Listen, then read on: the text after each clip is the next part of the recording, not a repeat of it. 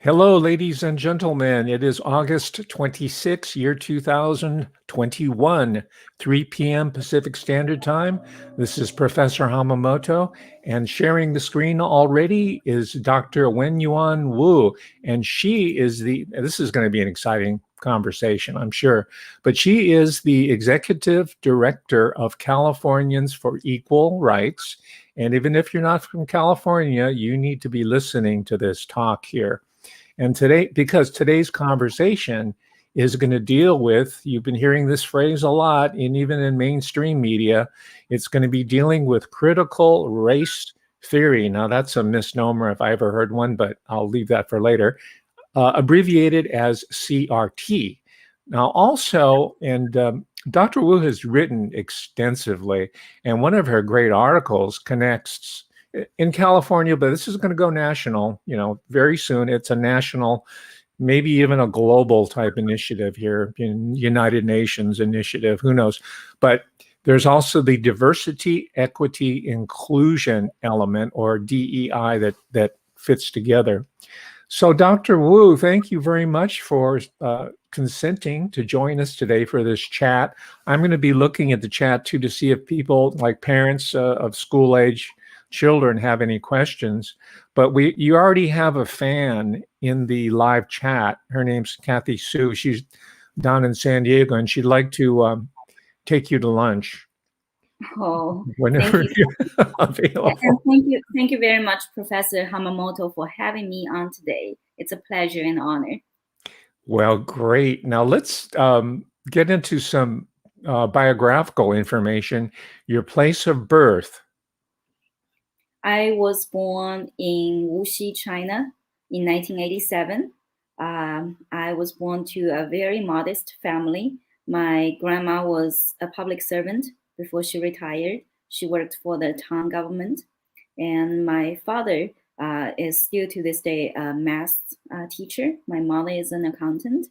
My hometown is in Southeast China, about an hour away by the bullet train to Shanghai.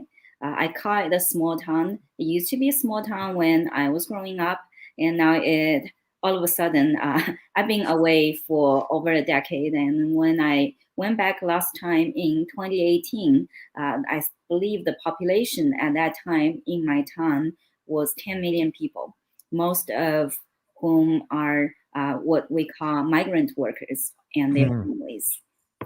Wow, incredible. So both of your parents are highly educated, and your father is in education.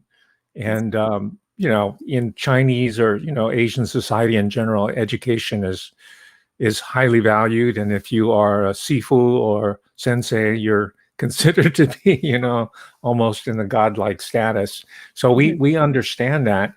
And you're a product of U.S. education. You have a PhD at the University of Miami. Is that right? University of Miami, which is a publicly funded Research One institution. It's up there. And your PhD is in international studies. So was that your first exposure to public, it was university level, but was that your first exposure to American style public education?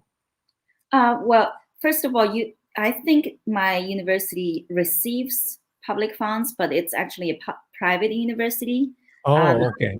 But by and large, I think, yes, that was my first exposure or first engagement with American public education. I actually also did my master's there. So I spent about, 8 years at the University of Miami down in Coral Gables, Florida. It's a very nice town, but the university itself is an ivory tower. And I'm sure that, Professor, you know enough. You probably know more than I do. I spent less than a decade there, and I was already, by the end of it, I was a little tired. I think I started to wake up and doubt the woke mentality, and I call that a mentality because it's not just a doctrine or ideology. It's the way in which people in certain settings, in this his higher education academic settings think and act. So I started to question the validity and the practicality of the doctrine, or race-based thinking.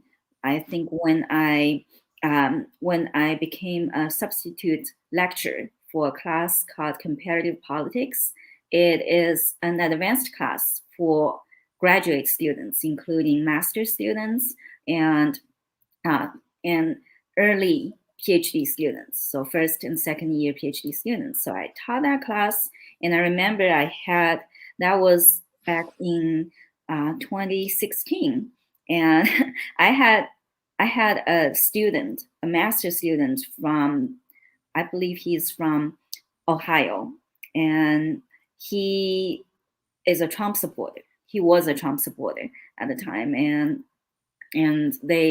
I felt that the whole class shunned him, in a way isolated him. And whenever he talked about his lived experience, the CRT people talk a lot about lived experience. So this particular student, he would talk about how his father lost his job, lost his pension because of global competition, and it's painful, of course, for him and his family, his father. Instead of acknowledging what he's going through, a lot of his classmates started to lecture him on the theory of international trade, that you will always have losers and winners. So what? Your father is a loser in this game. But I think that's a very reductive account of human life, of the complexity that we experience at a very individual level. So I really started questioning all these neoliberal theories that we subscribe to. I'm not an opposer. I think that I am applying critical thinking, and that's an important tenet of higher education that we need to be able to apply. When I entered my doctorate program, my mentor told me that Wenyuan, in a few years, maybe 4, maybe 5, maybe 6, when you graduate, I want you to have these 2 words as your takeaway. It depends. It depends? It depends, yes. So it's relativism. It's relativism, and it's also the nuances and multi-sectionality of our political, economic, and social realities. Okay. So that was 2016, and that was the moment when you said, hey, what's going on here? That was an aha moment. I would say that I was very woke up until that point, because I was fully immersed in this academic environment, and that was the first thing I knew when I moved here. So I wouldn't lie about it. I was a liberal. I think I'm still a liberal in a different sense. I started to more and more realize, especially now that I have a family, I'm a mother now, to just question the views that we were primed to endorse. Now, in the 80s, when the Japanese economy was really robust before the bubble burst, I was getting a lot of flack from people blaming me, who's a 3rd generation American.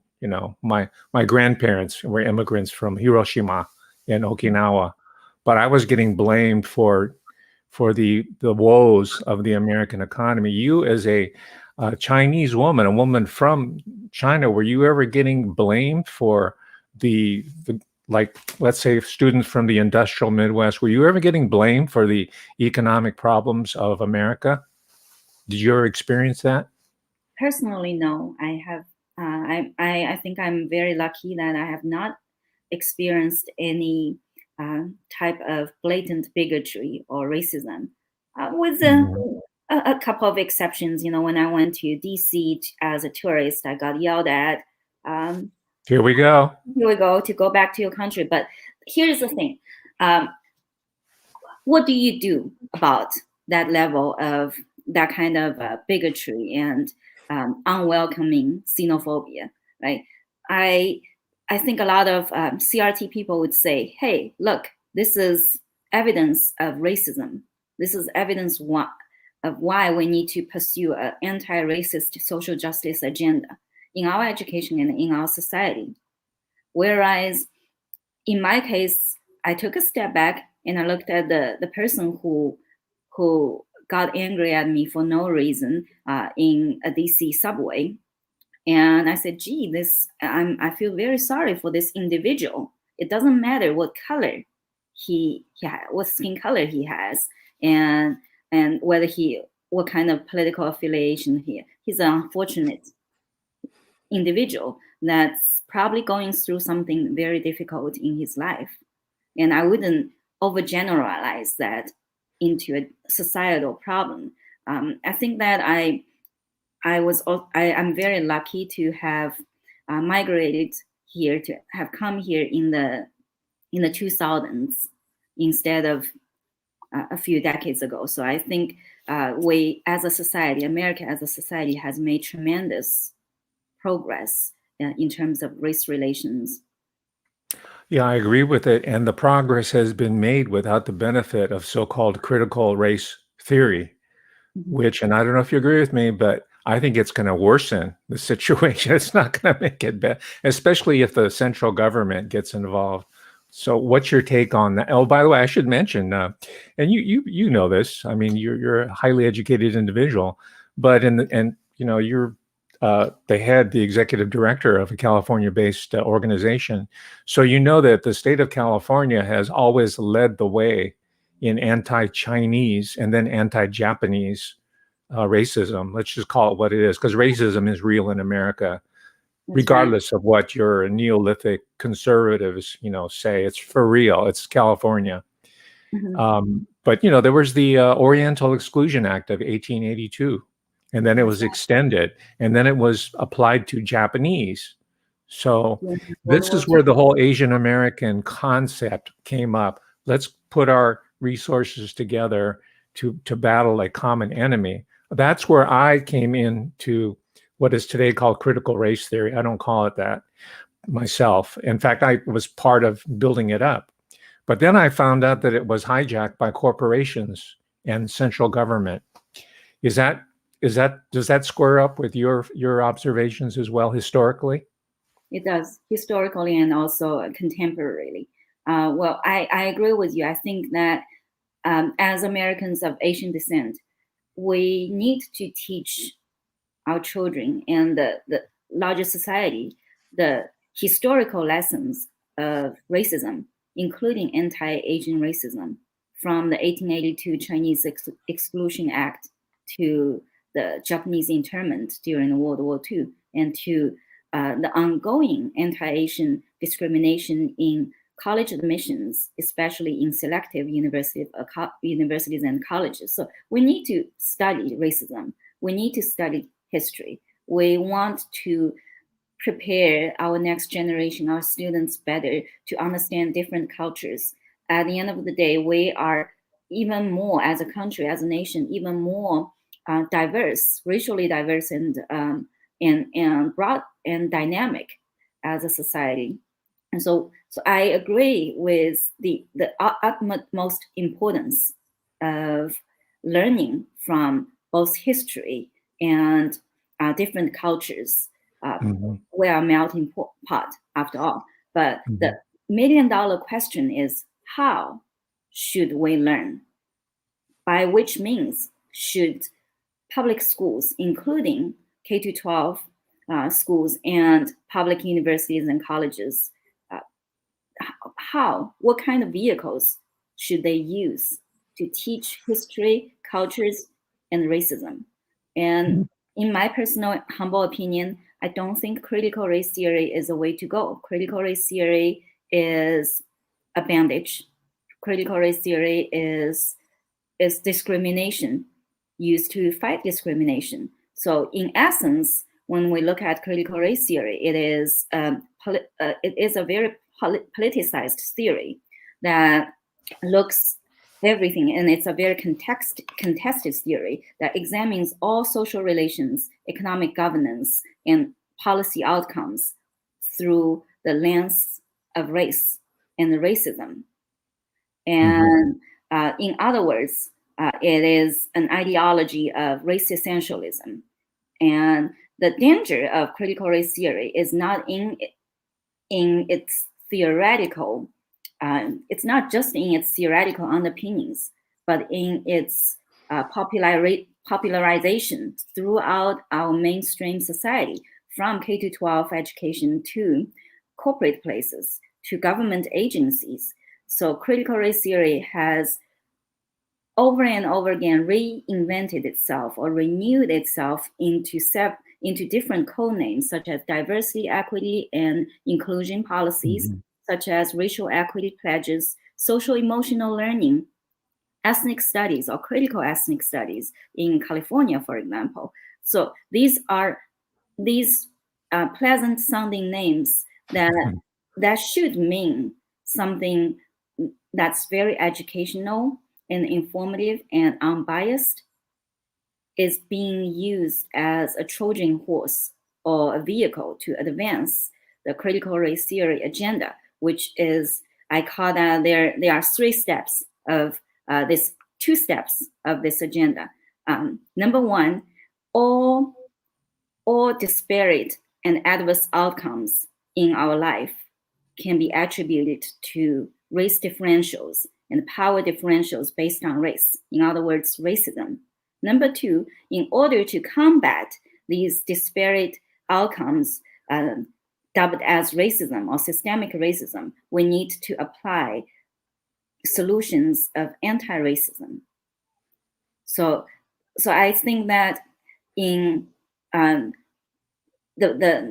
bottom line is that when we introduce a paradigm, a social policy paradigm to combat social ills such as persistent achievement gaps, racial disparities in income, in health outcomes, they exist. These disparities, these discrepancies exist, but we need to make sure that the medicine is not worse than the disease. And CRT is a medicine that's worse than the disease. Well, you talk about the disparities in skills in math and science, for example, in certain communities, right? And that historically has been the province, the responsibility of the schools of education. So it seems to me that the schools of education are one of the leaders in promoting CRT. So they get to have their cake and eat it. On the one hand, they don't have to take responsibility for not educating people in these basic subject areas. And the other hand, they get to advance their careers by putting forth an agenda that, is, to say the least, is half-baked. It's really not well thought out of. But these are like giant institutional subsidies for the teachers' unions and the schools of ed. And, I feel sorry for those kids who, the students, and including people in the master's level who are like your student that you had seen in class, the guy from Ohio. What about teachers who have a different viewpoint? And I think that's the majority of Americans. They have no chance in surviving teacher education. So could you address that? Yeah, I looked into that, and I actually, before we went live, I was telling you about the events that I went to hosted by the Orange County Board of Education, which was an expert forum on ethnic studies and critical race theory. I was their expert on the expert panel last month. This month, I was there just to help with the press conference and facilitate some logistics. So I met a professor or a faculty member from UC Irvine, and she came to me distraught. She feels that she has been targeted and subjugated to indoctrination and hostile treatment at work. Wow. And it's not obvious. It's not that, okay, we're going to cancel you because you don't subscribe to our views of the world. But it's very subtle. It's just that she disagrees with the prescription and prognosis of critical race theory, anti-racism, and there a few other derivatives that are prevalent on her campus. But at the same time, she feels powerless, and she doesn't know what to do, whether it is to quit and risk losing her livelihood or to fight. And I encouraged her. I told her that it's normal to feel this way. And she confessed to me that she thought she was a liberal. She thought she was very pro-human, pro-world, pro-liberalism. And then this doctrine swept her campus. And I said, it's completely normal that you feel this way. Number one, critical race theory in its proponents' own words is illiberal. Let's look at what critical race theory proponents what they say are right. So one of the most prominent critical race theorists is Kimberly Crenshaw. She wrote a book back in the 1990s and she said that critical race theory. I'm trying to find the quote here. So she said critical race theory is an approach to grapple with a history of white supremacy that rejects the belief that what's in the past is in the past, and that the laws and systems that grow from that past are detached from it.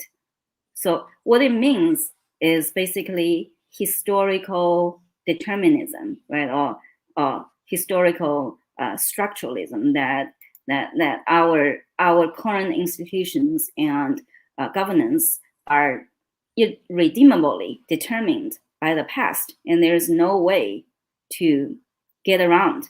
And there is an assumption, there is a presumption of white supremacy that undergirds the theory. And then when we look at another two critical race theorists, Richard Delgado and Jean Stefanczyk, they wrote that, and I quote, critical race theory questions the very foundations of the liberal order, including equality theory, legal reasoning, Enlightenment rationalism, and neutral principles of constitutional law. So it's illiberal. It's explicitly illiberal and undemocratic. So it's no surprise that a person who traditionally aligns with liberal Enlightenment values will find the teachings of critical race theory in practice repulsive. So I reassured her that it's normal. And number two, most Americans, most individuals, we live in the middle. Now we want a normal life. We want social mobility. We want a good education for our kids. We want safety. We want stability. We don't want to uproot the society, to dismantle these mythical unicorns of systemic racism, white supremacy, social injustice, racial injustice. So granted, inequalities exist, injustice happens, but are they systematic? Are they institutionalized and entrenched in a way that we cannot get rid of them unless we get rid of the whole system? So we're talking about the system of America, the system of the first successful experiment of liberal democracy. Well, you bring up, or you allude to something that many people have observed besides me, and that is the hidden agenda. You cite Richard Delgado, for example, and about disrupting the whole society. It's really sort of a Leninist approach to creating social revolution, to bring in what I think is going to be a socialist form, and without, you endangering your father, who's still, employed by the government. Could you comment on that? Because people just they throw these terms out. Oh, that's socialist, that's communist, or whatever it is. I just see this as corporatism, state level the fusion of education, corporation, military, in order to create a singular worker bee individual who has only limited perceptions and ideas. That's what I see as the end point of critical race theory. But they're using it by making it sound nice, right? Oh, we're for equity, equality, inclusion. But what it seems like is that they're narrowing possibilities into, let's call it what it is, a totalitarian future. Right, and I agree. I think all these rhetorical vehicles are used to soften and masquerade the real intentions of really revolutionizing the system, not so that the system becomes socialist. Socialism has been tried and failed in so many countries, including China. China does not practice socialism. It practices state capitalism under an authoritarian government.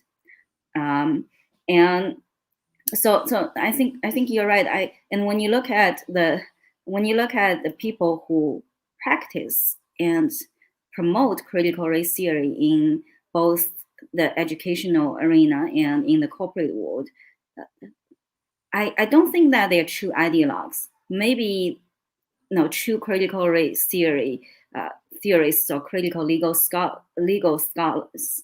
Then maybe they truly believe that they're doing something good. I believe in their good intentions.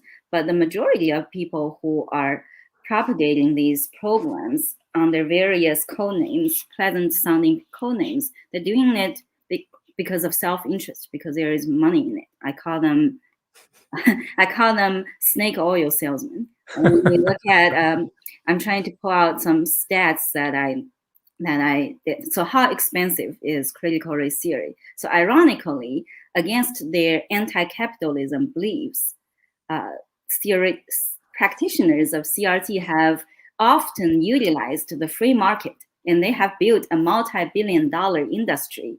So it is fair to argue that CRT interest groups are benefiting financially from the very economic system they condemn. So you're right. It's more complicated than just socializing the system.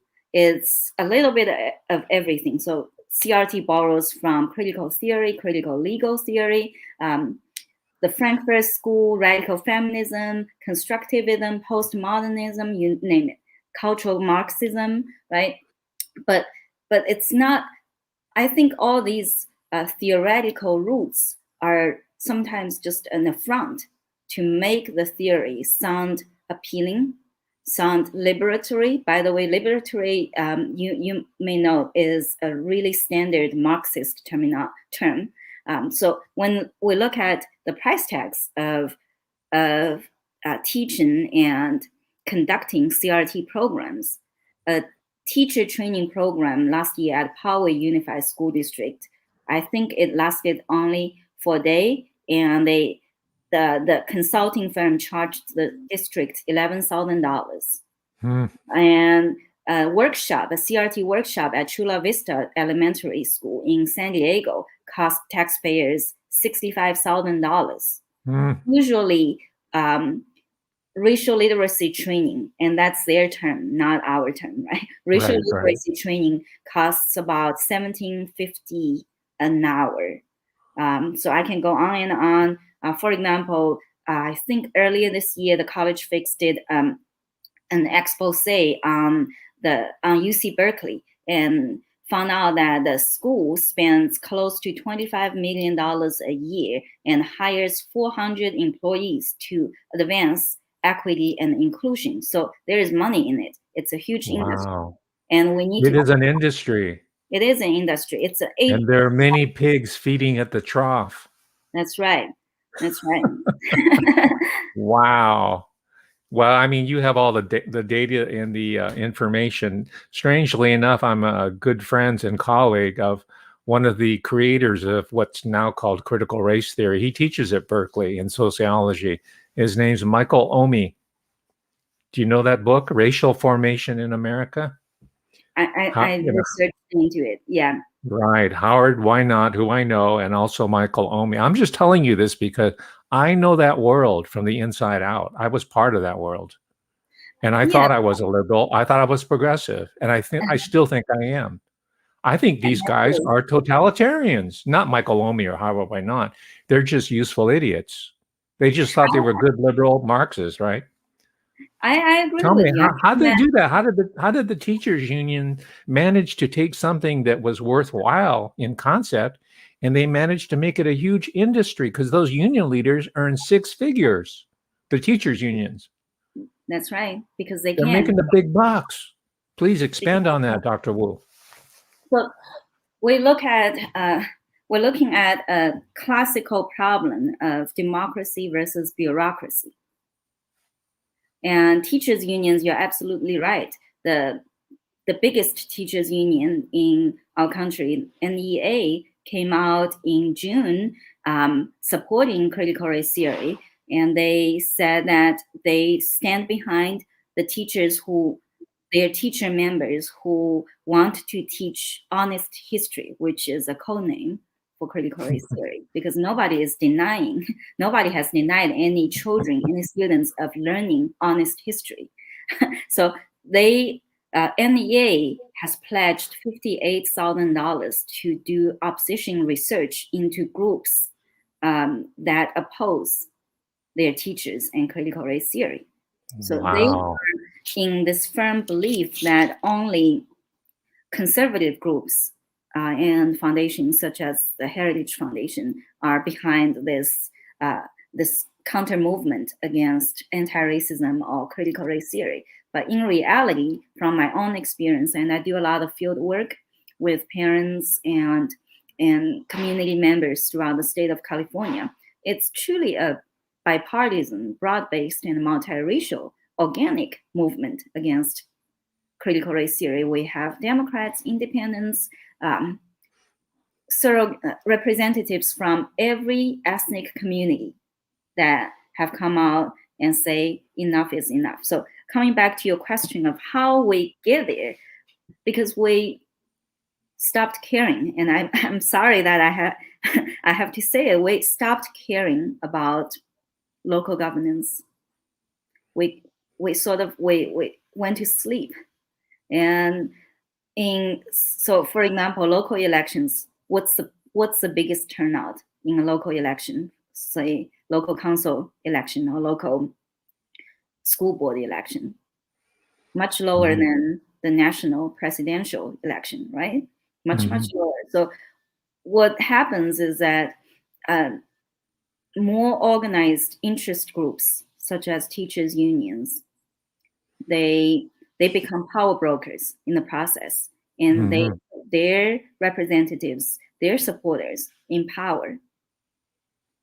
And as a result, a lot of these local positions that are in charge of making and approving public education policies become totally disconnected from their local constituencies.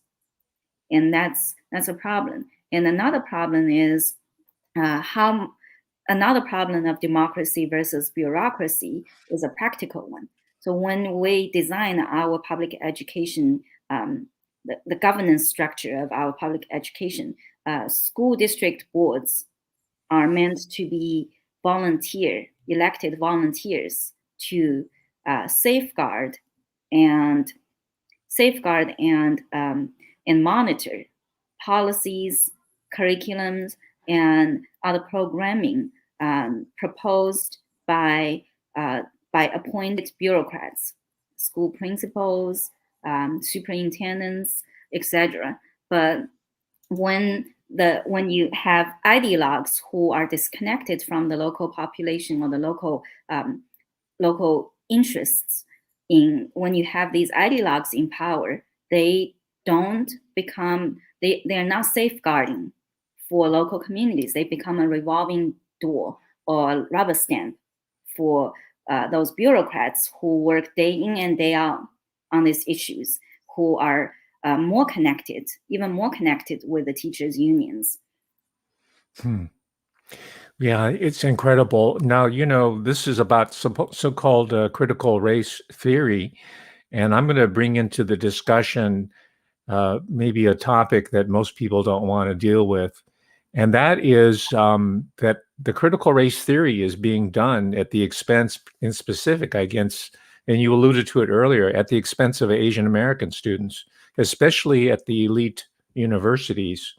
So I don't know if you want to venture into those waters or not, because when you do talk about Asian Americans, the lobby, the Latino and Latinx lobby, and this is how I became alienated from my friends at the University of California, Davis, or people in the African American community. Most of these people who are represented by way are upper level. Some of them are Waitino. They have a Latino last name, but they're, Anglos. And also black bourgeoisie, like Cory Booker, right? The guy from Stanford University. His parents both are VPs at the Bank of America, right? Mm-hmm. So they're really pimping out their own people. But who's losing out? I think it's the Asian American people. And you, with a young daughter who's going to be applying to Yale in 10 years from now, 10 short years from now, and she's going to be studying away. If if you're that kind of parent, I think you probably are. She's going to say, sorry, we have too many Orientals here. So we got to do the Oriental Exclusion Act of 2040 or 30. My math's not good. Will you address that? Of course. I actually, before I started working on against critical race theory, and started working on everything related to California through the No on 16 campaign last year, in which I was also the executive director. I worked for many years on Asian American advocacy in higher education. So I worked for a group called the Asian American Coalition for Education, AACE, as its director of administration.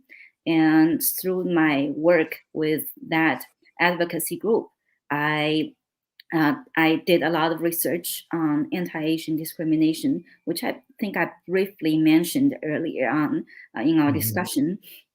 I agree with you, but the problem is bigger than an Asian problem, which I will get to just in a moment. I think that Asian Americans are caught in a bind in this cultural war waged by critical race theory and its ideological allies, because how should we identify ourselves? Do we say that yes, we agree with the sufferings which are systemic and endemic against our Black and brown brothers, and join the social justice movement, of the critical social justice movement, or do we just speak our minds, speak up for our community, which has been discriminated against by Ivy League schools for close to 3 decades, since the early 1990s. It's an open secret that Americans of Asian descent who apply to prestigious educational institutions, now including gifted and talented programs in K-12, are the most discriminated against group. We have the lawsuit launched by the Students for Fair Admissions against Harvard and University of North Carolina, Chapel Hill. We have a series of administrative complaints at the federal level against Princeton, Yale, Harvard, Brown, Dartmouth, that show collectively a treasure trove of evidence of systematic anti-Asian discrimination. So, for example, Asian Americans have to score on average 140 points higher than a white student, 270 points higher than a Hispanic student, and 450 points higher than a Black student on SAT, in order to have an equal chance to enter a selective school. That's from some quantitative research from a Princeton professor, Thomas Espenshade.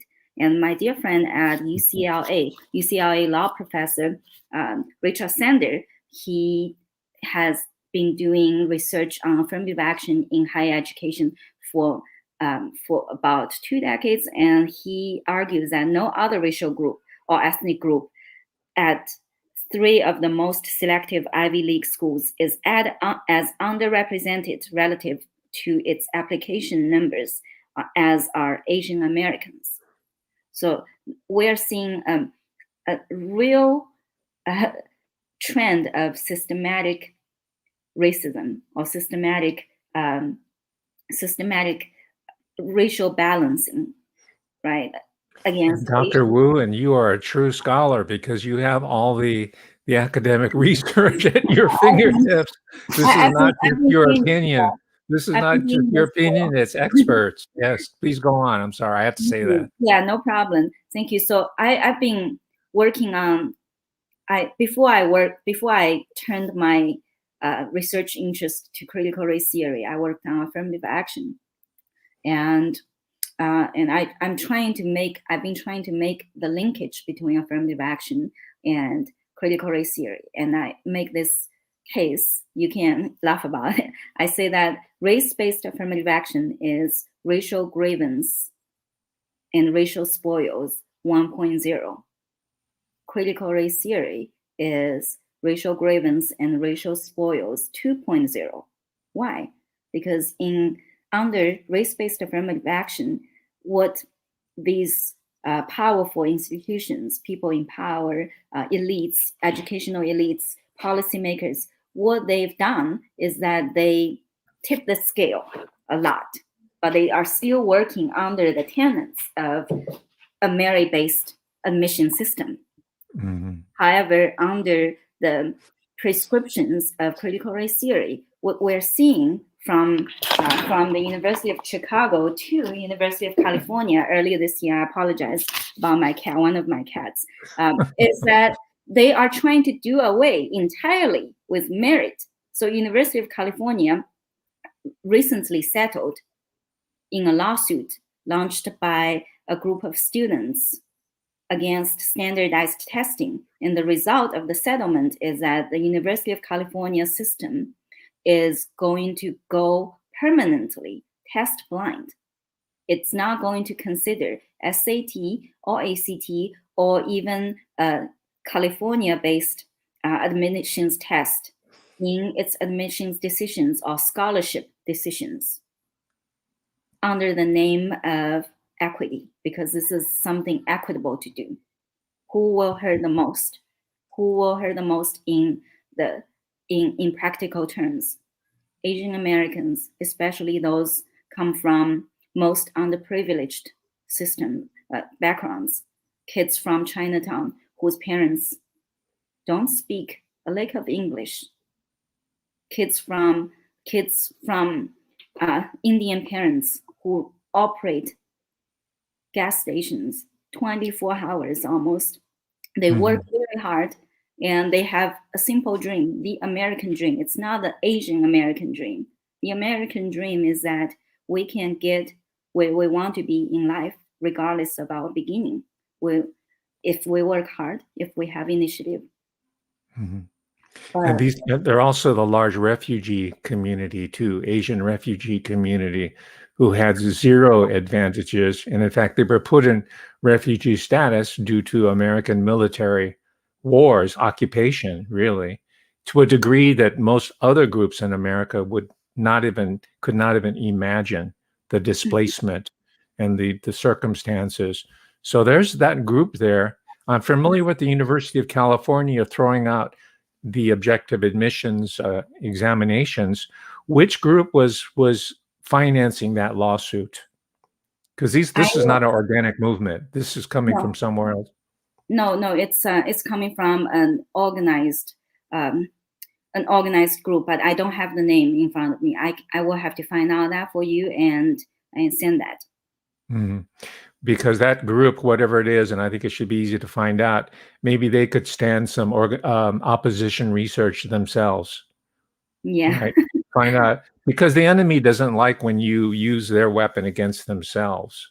Mhm. And we're at a war here. We're in a battle situation, and whatever gets results at this point is legitimate, so far as I'm concerned. So I'll call out anybody who I perceive to be the opponent, because their agenda is not going to end nice. I think it goes larger. I think they're moving us into a post-human. Right now, they're doing racial spoils system. You use the term spoils, but Mhm. that's the pathway to the post-human, post-industrial order, and that's why they have to destroy education first. Anyway, Mhm. your comment on that? Um, The spoil? yeah, so I think that to extend from our earlier discussion on the role of Asian Americans in this whole mess, I think that I firmly believe that this is not just an Asian problem, although that we may be the most scapegoated ones. In the near terms, it's an American problem, to say the least, because at the end of the day, what we will see is a critical race to the bottom where everyone gets worse off and gets hurt. So when we look at the state of California alone, we're seeing not a subpar, but a miserable public education. Our public education, pre-K to 12, ranks number 40 out of 50 states. Only 4 in 10 public education kids, school students, grades 3 to 8, can do math proficiently, and only 5 in 10 can read at a grade level. So what we're seeing is a structural deterioration of the whole public education system. Instead of facing these problems, what the power brokers are doing is they just give up. Like we don't know what happened. Maybe decades of policy failures, maybe affirmative action never should have been put in place in a way to be equated with racial preferences. Maybe we should have planned in more longer term goals instead of catering to shorter term electoral pressure. But we are where we are. Let's give up. Let's use an ideological device to diffuse the tension and the demands for accountability and responsibility in our colossal failures to improve or even maintain our public education system. And I think in this regard, you're right. In a critical race to the bottom, it's easier to align and prep our kids, the most impressionable young minds, to embrace a future that's destructive because the system doesn't work. Merit doesn't work. Race neutrality does not work. Constitutional neutrality does not work. Let's get rid of them all. It sounds very appealing, but I have never seen a country that has worked this out. These essentially communist agenda. I've never seen. Do you know any country that had a successful social experiment on this? Well, yes, the Cubans that left Cuba and went to Florida, where you went to grad school, they're doing quite well, aren't they? Yeah, And they they're are. Latino. They're not Anglos, but they're doing all right. Do they need a government handout? Maybe initially, but they didn't need critical race theory, Yeah, from what I could tell. You probably met lots of fine Cuban Americans I during have. your 8 years down in Florida, right? Tell me about that I, experience. 'Cause you're right, it's not an Asian or Asian American thing. What about the whole Latino experience? I actually lived in a majority Latino community in Miami for 10 years. So Wow. I know a lot of, I lived with a Hispanic person for many years. So I wouldn't say that I'm a part of the community. I don't speak the language very fluently, but what I'm seeing is a lot of Cuban, Venezuelan, and South American immigrants. They are very much like us. They're hardworking. By the way, when I first got here, I ran out of money very quickly because it turned out that the exchange rate between the Chinese yuan and the US dollar is 1 to 8 back then. Ooh, So, back then. So I ran out of money, so I started working. I found a job at a Pan Asian restaurant, and it turned out all my coworkers, especially in the back of the house, are Latinos. And nowadays, Latino is even an offensive word, right? You have to use Latinx, Right. more inclusive. Gender free. Right. I worked with these people, and I see that we are not so separated and divided by our language barriers, by our national origins, by our skin colors. We are very similar down to the human individual level. We want to work hard. We want to save money. We want to start a family. We want to put down our roots here. And no matter how many bad things the ideologues say about the United States of America, turns out that everybody wants to stay here. Let's be honest. So I wanted to stay here, and so did my coworkers, hardworking coworkers.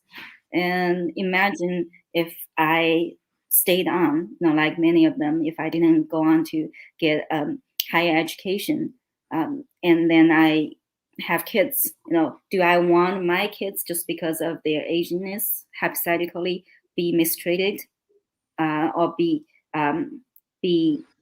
demanded higher standards in their pursuit of higher education when they grow up, compared with kids of my Latino colleagues?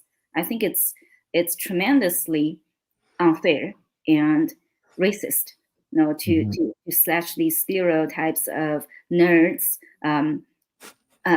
impersonable, workaholic Asians, and Lacking social skills. right. Don't they? They're looking at your social contribution, the admissions people now. And Asians don't do that because we're too busy studying and working and trying to make money. So, And yeah, I understand what you're saying. hard work is an American value. It's a universal value. Yeah. Hard work, it's not a white supremacist value. And it's ridiculous. So when I saw that the Smithsonian Museum of African American History, I think, put out a list of white supremacist values, I looked at the values: hard work, married, Oh no. faith in equality, racial equality, and colorblind equality. I was going over the list. I said, I fit every one of these values. Am I a white supremacist? So that was a pretty funny experience. And when you don't even have to look far. Look at the Cambodians who settled in the state of California throughout the 1970s and 1980s. They worked hard. They sacrificed, and they are their second generation, their offsprings, second and third generation, are relatively successful. Yes, they needed help from the government initially, but how they did it was really through individual agency and perseverance. And I believe that, and the family support too. Very important. And social network in their community. So I think 95%, I read somewhere that 95% of individually operated or privately owned donut shops in the United States are owned by Cambodians.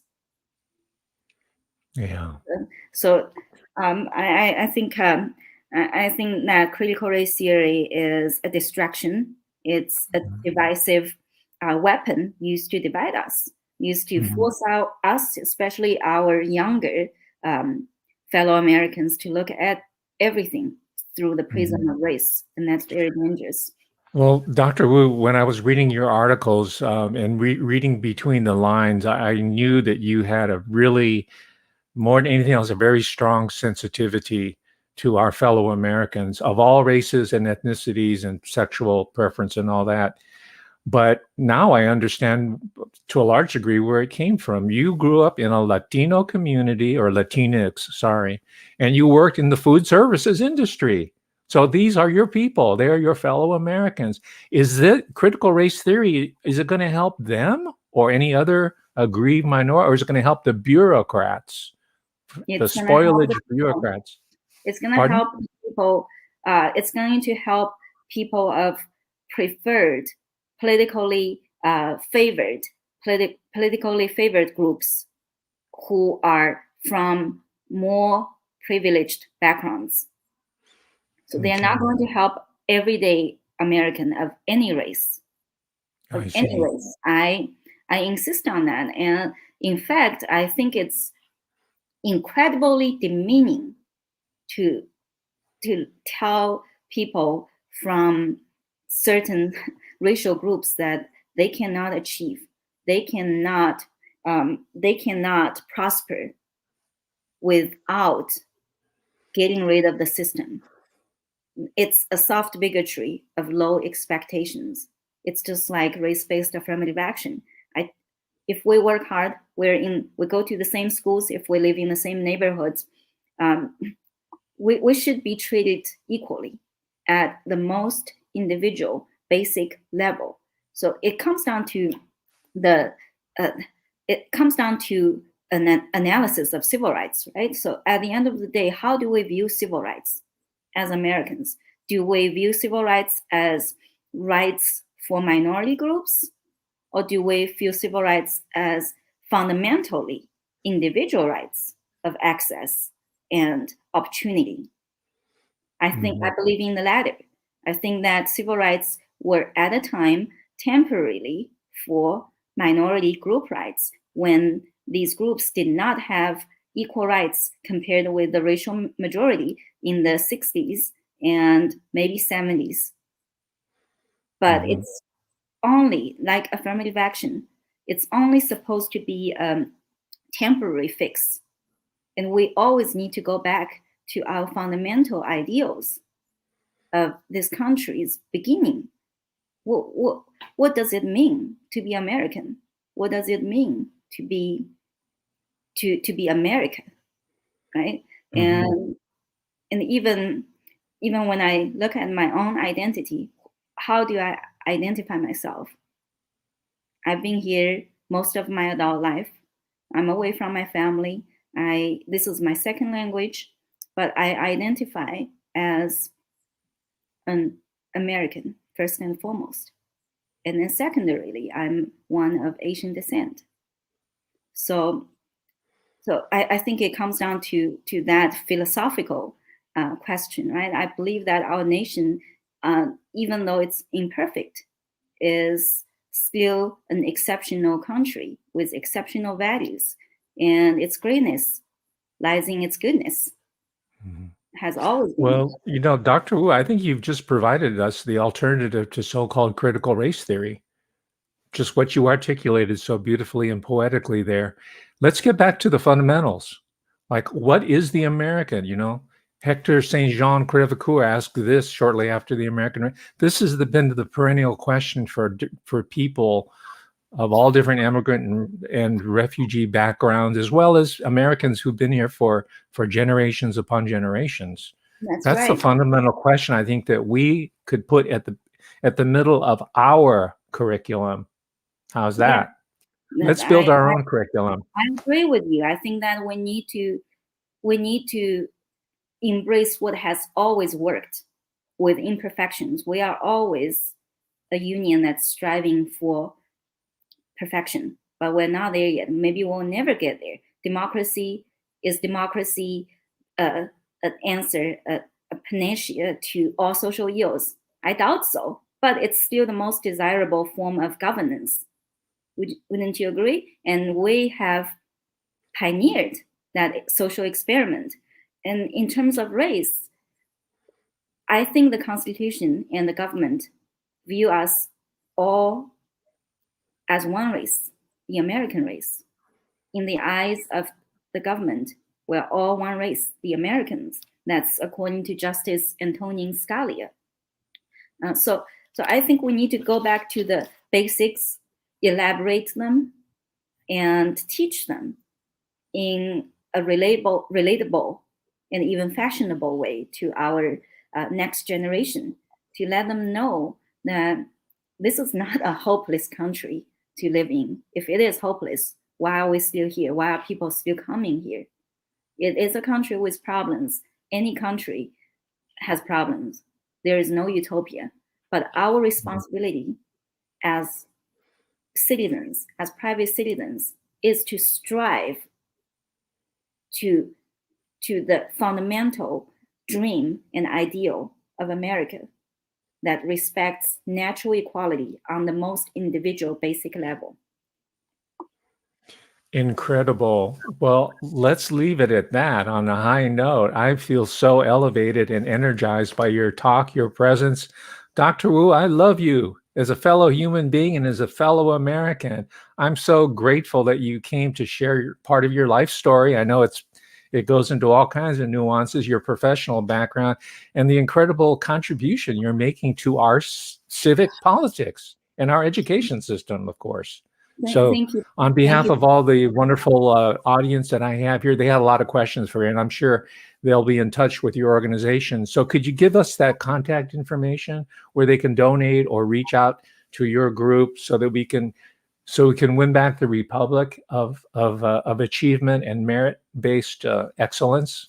Sure. So you can find out more about my work and my group's work at our website, www.cferfoundation.org. So it's CFER, short for Californians for Equal Rights, foundation.org. And I have to say, first of all, thank you very much for inviting me to this lively discussion. And I feel very flattered by your compliments. I really, truly feel that the true heroes of this counter movement against critical race theory, against racial spoils, against ideological attacks on our democratic system, the true heroes are the parents and the community members. And we are here talking. I can churn out policy papers, special reports regarding the topics of critical race theory, ethnic studies, or anything related. But at the end of the day, the action part is the most important part. In that spirit, I would like to make a quick announcement that my organization is hosting a rally in San Diego this Saturday at 9 a.m. at the San Diego Administration Building to celebrate Dr. Martin Luther King's majestic speech on August 28th, 1963. So to celebrate unity, because it should be a beautiful thing, and we should be happy about it. Even though that we have these attacks, we're going to survive. We are a resilient people. We're, in a way, ungovernable. So if you tell us that you have to think in this way, try again. I think critical race theory picked a wrong battleground. I love it. Thank you so much, Dr. Wu. And I'm going to set you up with Kathy Sue because she wants to take you to lunch. She's down in San Diego. She'll be a great help to you. Yeah. All right. Thank you, Dr. Wu. Listen, I'm going to end the broadcast, but I'm going to just take a couple seconds to thank you off air personally. Okay. So we're going to end. Ladies and gentlemen, thank you. I have a quality audience. Thank you for your comments. It's been a great show. I'm going to end the broadcast. I'm going to talk to Dr. Wu for a minute or so.